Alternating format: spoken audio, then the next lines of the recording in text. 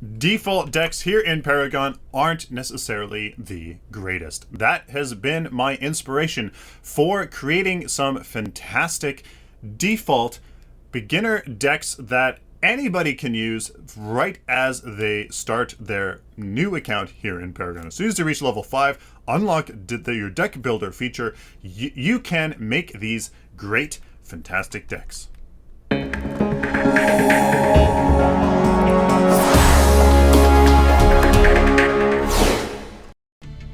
Hello, ladies and gentlemen, welcome to a Paragon Guide. I am Sylphin.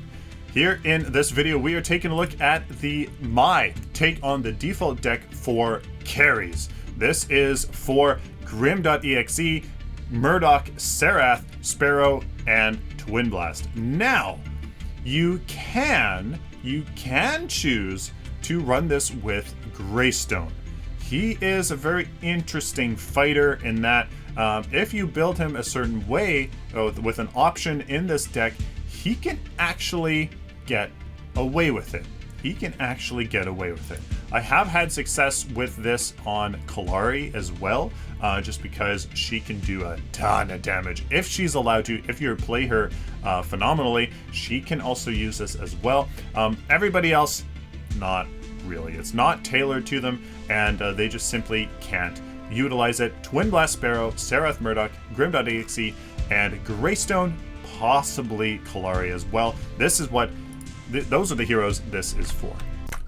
Here is the deck, ladies and gentlemen. If you want to follow along, find the build and the build order in the video description below. Use that to create this build, or simply just pause this video here and make this deck in your own client as you see it here with all of the upgrades and the cards that you see here. Now, the prime card is the Archmagus, simply because you need that power. You're a carry, and that 300% damage versus structures to minions is fantastic. It helps you get down those siege objectives when you are preferably choosing to, siege some objectives. After that, we can go into the build order here. A whole bunch of consumables that we'll talk about later.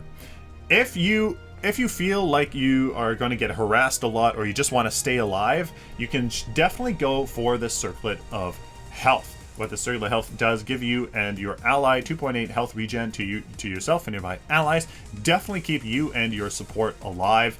It makes it much easier to farm safely, simply because you know that you can just stay there, get some health back, and continue your farm, which is super important. If your support is getting a Circlet of Health, though, to support you, then you just go straight into your Brawler's Ward for that 1 CP of damage and some mana as well. You can choose to go a Health Potion, Mana Potion, Scout's Ward, but guys, just go into your Brawler's Ward. As it will give you that little bit of power and some mana, and of course the ward, which you can then use to place down, keep you guys safe, and farm again very efficiently. After this Brawler's Ward, you go into this Windcarver Blade. Whole bunch of damage, some kinetic as well, which is very sound here for these carries. Because they scale so well from power, they need a good amount of power before they kind of get into any attack speed. With the power from the Brawler's Ward and this Windcarver Blade, that is definitely going to be sound, as you're going to have a very easy time. After this Windcarver Blade, you can choose to do this after your Brawler's Ward as well. You can go into the Blink Charm. What this Blink Charm does is every 180 seconds you can use it to teleport forward a short distance and get out of nasty situations. This can save you so much, and you know what? For somebody like Sparrow and Grim, 100% yes. 100%. If you are playing Sparrow or Grim, get this Blink Charm. Period. I feel safe saying that. If you are playing Sparrow and Grim, this is mandatory. This Blink Charm is absolutely 100% mandatory. You need it to stay alive, as they have absolutely no escape. Even Murdock, you can do, well, any of them. You can get a Blink Charm to stay safe. If you're really getting harassed, you can get this Blink Charm. But Sparrow, Grim, absolutely 100% mandatory to get this Blink Charm. After that, you go into this Spear of the Rifthunter with the 2-point strike of power. You need this one, not this one, as you need that little bit of power to keep the math sound as you are progressing through the match. This Spear of the Rifthunter here with this 2-point strike is what you get. After this, you get this Blade of Agora. Because you got, what is this? 32% crit chance, which is a good amount, you're going to get this Blade of Agora, which gives you that crit bonus. Instead of 150% damage when you crit, you're now going to do 250% damage when you crit, which is insane. It's a ton of damage, baby.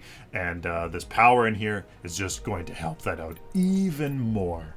After that, you finish off your crit simply because that is what increases your damage the most, 250%. You get this Spear of the Rifthunter for a ton more crit. It's insane. And after this Spear of the Rifthunter, you have an option. You have an option. Now that you are consistently doing now that you're consistently dealing crit, you're critting for a lot of it, a lot of the time. Sorry, English. You can choose to go into Touch of Thieves. You can choose to go into Touch of Thieves. This 20% lifesteal will enable a lot of these carries to start to 1v1 heroes. Well, you can kind of 1v1 already, but really 1v1 a lot of heroes, especially fighters. Or other carries if you are ahead. This lifesteal gives you 20% of the damage you deal back to you as health. So you can really start 1v1ing heroes and just staying alive, or more importantly, getting those raptors, or after a battle and you're low in health, you can simply just go back to lane, attack those minions, and get that health back and stay safe, stay farming. After this Touch of Thieves, which is an option, definitely get it for Greystone. If you're choosing to do this with Greystone, get this. This is when he has a life and a half. He has basically 2 lives, so he's dealing a ton of damage and sustaining off of it, feeding into his natural armor that he has.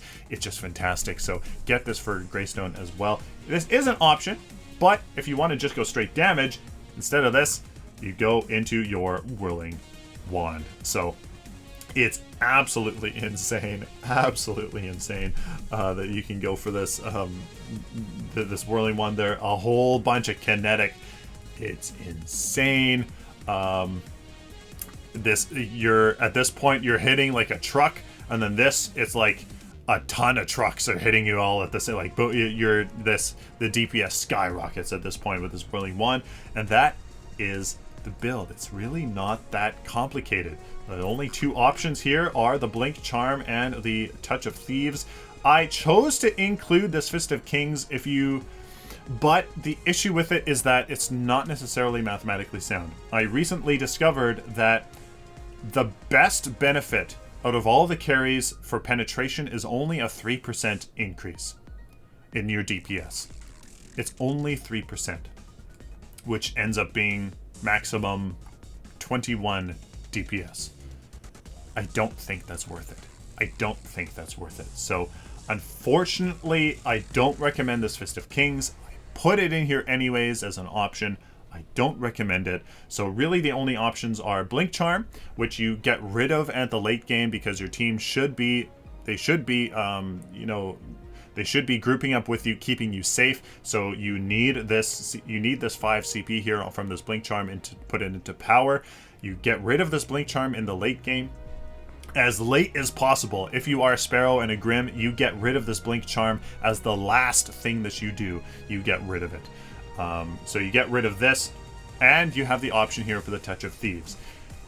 What this Touch of Thieves replaces is your ward. So if you choose to have this Touch of Thieves, your build looks like this: Blade of Agora, Windcarver Blade, Whirling Wand, Spear of the Rifthunter, and Touch of Thieves. If you're not getting this Touch of Thieves, your build looks like this: Brawler's Ward, Spear of the Rifthunter, Whirling Wand, Windcarver Blade, and Blade of Agora. Normally, I want every person on my team to have a ward.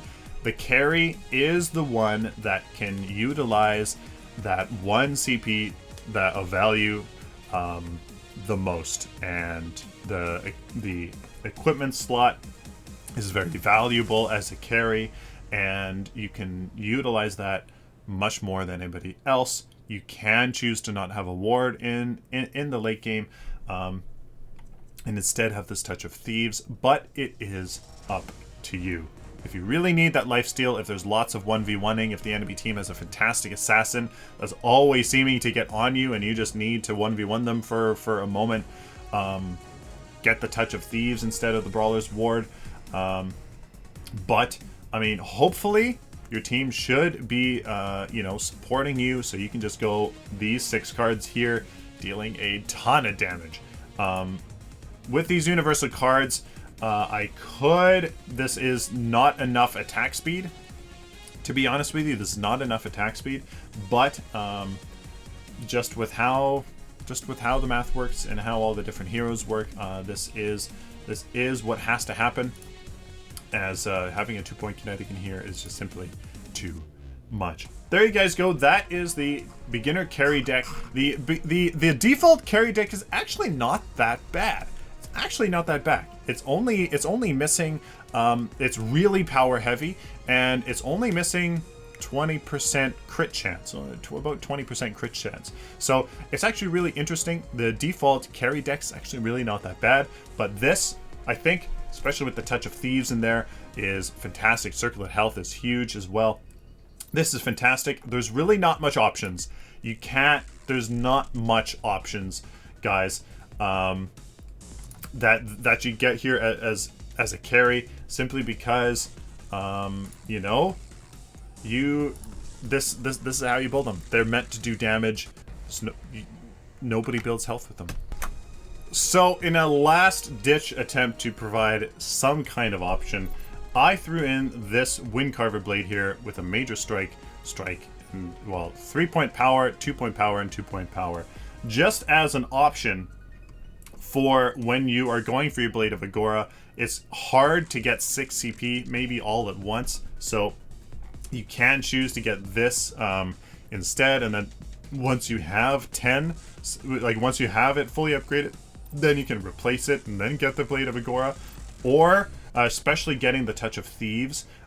If you are going for the Touch of Thieves, you can go into this Windcarver Blade first, get the card and some upgrades in it, and then once you have this complete, then you can get rid of it and go into the Touch of Thieves, just so that you don't have 10 CP just sitting there for a whole while, and you know you're not utilizing it, right? So at least that is an option. That is the only option, guys, that I can possibly think of. You're not supposed to build health. You're not supposed to. If you're choosing to do this on a Greystone, I mean, I suppose we could put some kind of a health option in here, but that's kind of strange. Like, we could go here for an adamant edge with a 3-point power, 2-point health, and I mean, you're getting a lot of power here. So I mean, if you're wanting that, then there you go. The adamant edge is there solely there for Greystone. If you want to use this on Greystone and you want a little bit of health, or you need a little bit of health, suppose you could get this here for that. Otherwise, there you guys go. The build, again, starting off with the Circlet of Health or the Brawler's Ward, finishing this Brawler's Ward, going into this Windcarver Blade with the 2-point kinetic. After this Windcarver Blade, you have the option of the Blink Charm, again for Sparrow and for Grim. Definitely mandatory, absolutely mandatory. After the Blink Charm, you get this Spear of the Rifthunter with the 2-point power upgrade. After that, you go into the Blade of Agora. After that, you finish off your crit with Spear of the Rifthunter for the whole bunch of power. You can choose to go into this Windcarver Blade then, as you are building up to your Touch of Thieves. Once you have this Windcarver Blade completed, get rid of it, get your Touch of Thieves if you are going for it, or go into this Whirling Wand, as that is your last card. So if you are at Greystone, you can get this Adamant Edge maybe earlier on or in the mid game, just to help with the damage that's really going to start picking up at that point. That's the only options, guys. The two options for this build, Blade of Agora, this Windcarver Blade, Whirling Wand, 2 Spear of the Rifthunters, and the Touch of Thieves, or Brawler's Ward, 2 Spear of the Rifthunters, Wand, this Windcarver Blade, and this Blade of Agora. If you have any questions, if I just totally confused everything, guys, please let me know down in the comments, as I would love to help you out, as that is why I am doing this. Please, ladies and gentlemen, like this video if you like it, dislike it if you dislike it, share it with the community, and of course, guys, subscribe. If you guys like this content, find it useful, especially, please subscribe so I can do it for you in the future. Till next time, like always, stay optimistic and positive.